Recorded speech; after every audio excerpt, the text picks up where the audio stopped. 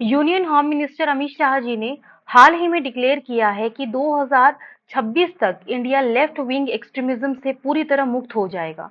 यह अनाउंसमेंट उन्होंने छत्तीसगढ़ में एलडब्ल्यूवी मतलब लेफ्ट विंग एक्सट्रीमिज्म के खिलाफ एक रिव्यू मीटिंग के बाद की।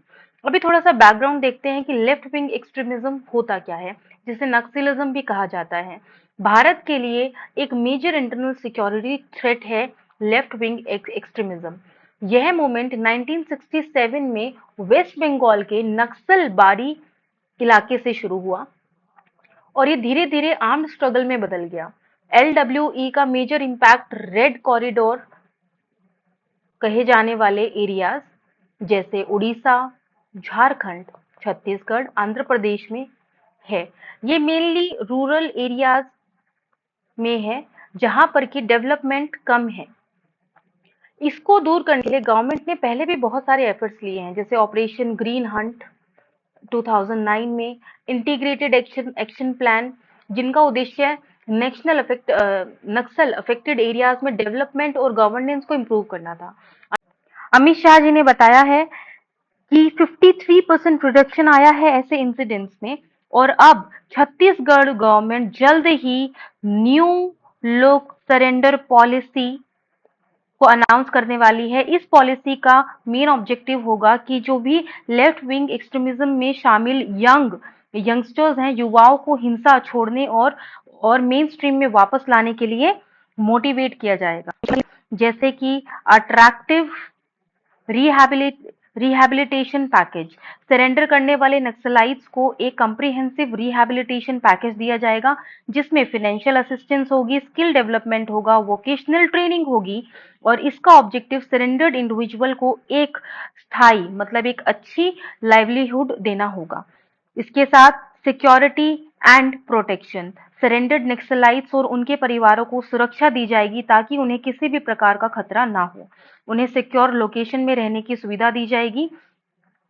कम्युनिटी एंगेजमेंट, सरकार कम्युनिटी लेवल एंगेजमेंट को भी बढ़ावा देगी ताकि सरेंडर्ड नक्सलाइट्स को समाज में स्वीकार किया जा सके। इसमें लोकल कम्युनिटीज की मदद से पीस बिल्डिंग इनिशिएटिव और ट्रस्ट बिल्डिंग एक्टिविटीज भी शामिल होंगी। एम्प्लॉयमेंट अपॉर्चुनिटीज, सरेंडर्ड करने वाले नक्सलाइट्स को सरकारी और गैर सरकारी क्षेत्रों में रोजगार के लिए अपॉर्चुनिटीज दी जाएंगी। इसके अंदर उन्हें स्थानीय मतलब लोकल इंडस्ट्रीज और इंफ्रास्ट्रक्चर प्रोजेक्ट्स में काम करने के लिए इंसेंटिवाइज किया जाएगा। H1N1 जिसे स्वाइन फ्लू के नाम से भी जाना जाता है, ये एक रेस्पिरेटरी इंफेक्शन है जो इन्फ्लुएंजा ए वायरस के कारण होता है। इस वायरस से इंसान और जानवर दोनों ही प्रभावित हो सकते हैं। 2024 में H1N1 ने भारत में फिर से एक बड़ी हेल्थ क्राइसिस पैदा कर दी है, जिसमें सिग्निफिकेंट संख्या में मौतें हुई हैं। आइए इस न्यूज को होलिस्टिक तरीके से हम कवर करते हैं। National centre for disease control ने जारी की गई कुछ आंकड़ों के अनुसार 2024 में H1N1 के कारण 178 मौतें हो चुकी हैं। सबसे अधिक जो डेथ हुई है वो पंजाब में हुई है 41, फिर केरल में 34 और फिर गुजरात में 28। इस साल भारत में 9,000 से अधिक H1N1 केसेस रिपोर्ट हुए हैं। H1N1 वायरस की पहली बड़ी आउटब्रेक 2009 में हुई थी, जिसे स्वाइन फ्लू महामारी के रूप में जाना गया। उस समय वायरस ने ग्लोबल पैंडेमिक का रूप लिया था और लाखों लोगों को इन्फेक्टेड किया था। भारत में इस वायरस ने बड़ी संख्या में लोगों को प्रभावित किया है। तब से H1N1 वायरस हर साल सक्रिय रहता है और समय-समय पर आउटब्रेक्स होते रहते हैं। H1N1 वायरस मेनली जो इन्फेक्टेड पर्सन के कफिंग, स्नीजिंग, टॉकिंग से फैलता है। इसके अलावा वायरस कंटामिनेटेड सरफेस के माध्यम से भी फैलता है। इस वायरस से इन्फेक्टेड होने पर मुख्य रूप से मेनली अपर और कभी-कभी लोअर रेस्पिरेटरी ट्रैक्ट इम्पैक्ट होते हैं। इसके कुछ लक्षण हैं जैसे बुखार होना, खांसी आना, गले में खराश, मांसपेशियों में दर्द, सिर दर्द या थकावट का शामिल होना है। अब इस पर गवर्नमेंट ने क्या रिस्पॉन्स किया है?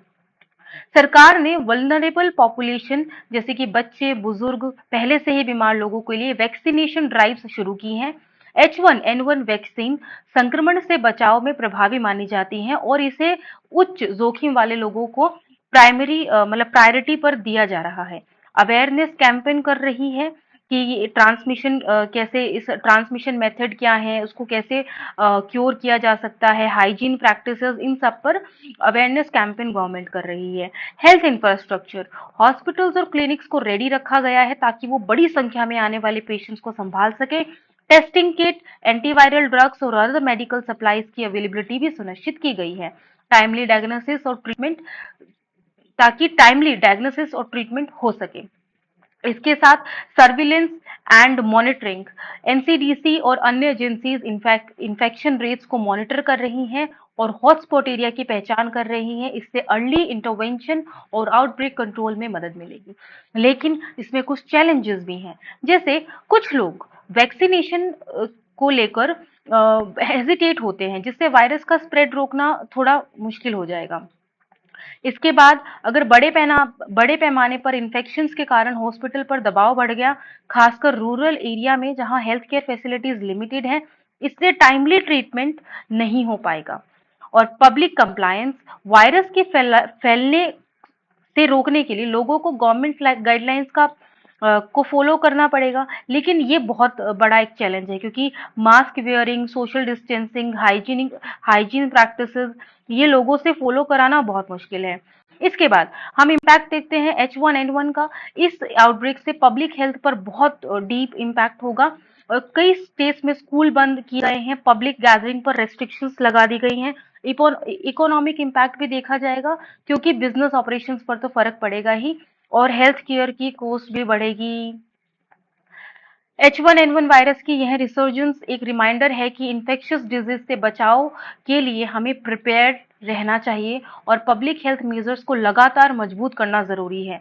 हमेशा जरूरी नहीं है कि कोई आउटब्रेक होए तभी हम एकदम जागें, ठीक है, तब तक बहुत देरी हो चुकी होती है। इसलिए वैक्सीनेशन, अवेयरनेस और प्रॉम्प्ट मेडिकल इंटरवेंशन से ही इन सब प्रॉब्लम से हम निपटारा पा सकते हैं। सरकार के जो ऑन गोइंग एफर्ट्स हैं, लेकिन उसमें लोगों के भी पॉजिटिव और एक्टिव पार्टिसिपेशन बहुत इंपॉर्टेंट है। तो भारत सरकार ने हाल ही में बायोटेक्नोलॉजी बेस्ड मैन्युफैक्चरिंग को बढ़ावा देने के लिए BIO, बायो ई थ्री मतलब एनवायरमेंट, इकोनॉमी एंड एम्प्लॉयमेंट, तो इसकी फुल फॉर्म होगी biotechnology for economy, environment and employment policy for fostering high performance bio manufacturing की घोषणा की है। इस नई पॉलिसी का जो ऑब्जेक्टिव है, बायोटेक्नोलॉजी के माध्यम से इकोनॉमिक ग्रोथ करना, एनवायरमेंट सस्टेनेबल बनाना और एम्प्लॉयमेंट जनरेट करना है, इसलिए ये 3E है।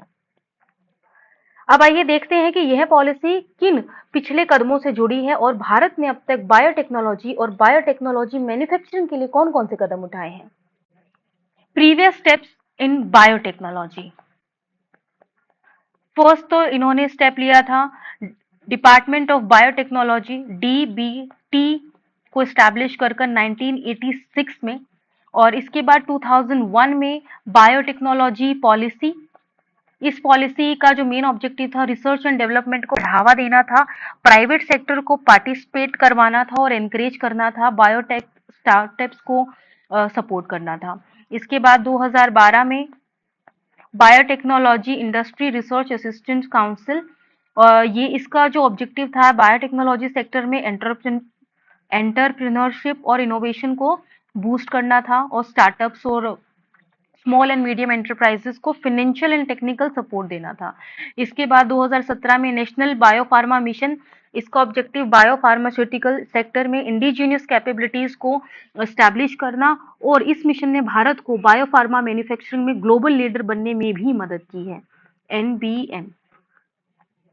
और इसके बाद बायोटेक्नोलॉजी मैन्युफैक्चरिंग में क्या क्या स्टेप्स इंडिया में लिए हैं। इंडिया ने मेक इन इंडिया इनिशिएटिव 2014 में बायोटेक्नोलॉजी मैन्युफैक्चरिंग सेक्टर को सिग्निफिकेंट बूस्ट दिया और इसके लिए इन्होंने बायो मैन्युफैक्चरिंग के लिए पॉलिसीज को सिंप्लीफाई किया और FDI को एनकरेज किया। इस बायोटेक पार्क एंड इनक्यूबेटर्स, देश भर में कई बायोटेक पार्क्स और इंक्यूबेशन सेंटर की स्थापना की गई, जैसे कि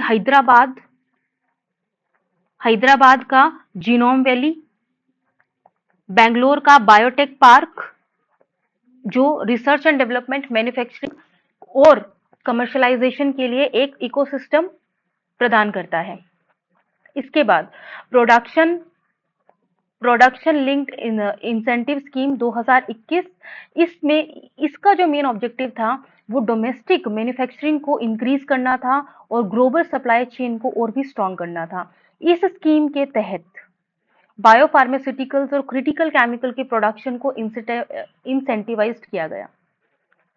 2016 में भी national mission on bio economy launch किया गया। इसका main objective bio based industries को डेवलप करना था। इस मिशन ने बायो बेस्ड प्रोडक्ट्स, बायोफ्यूल्स और सस्टेनेबल बायो प्रोसेसेस के मैन्युफैक्चरिंग को प्रमोट किया। अब देखते हैं बायो E3 के बारे में कि इस पॉलिसी की क्या डिटेल्स हैं। ये जो पॉलिसी है, इसमें medicine, bio based chemicals, biopolymers, enzymes, smart proteins, functional foods का उत्पादन होगा, प्रोडक्शन होगा। यह पॉलिसीज एडवांस बायोटेक्नोलॉजी प्रोसेस को इंटीग्रेट करेंगी, जिससे एग्रीकल्चर, एनवायरमेंट और हेल्थ केयर में सिग्निफिकेंट इंप्रूवमेंट होगा। पॉलिसी के तहत bio based chemicals, smart proteins, functional foods, precision biotherapeutics, climate resilient agriculture और कार्बन कैप्चर जैसे सेक्टर में इनोवेशंस को भी बढ़ावा दिया जाएगा। ये जो है बायो E3 पॉलिसी, ये डीबीटी के अंदर आएगा, डिपार्टमेंट ऑफ बायोटेक्नोलॉजी के इसे इम्प्लीमेंट करेगी। सरकार का मानना है कि यह पॉलिसी टेक्नोलॉजी रिवॉल्यूशन लाएगी और नेशनल प्रायोरिटीज को एड्रेस करने में इफेक्टिव साबित होगी। इस पॉलिसी के साथ साथ सरकार ने विज्ञान धारा स्कीम भी लॉन्च की है, जिसमें साइंस एंड टेक्नोलॉजी के डिफरेंट फील्ड्स में सिग्निफिकेंट इन्वेस्टमेंट की जाएगी।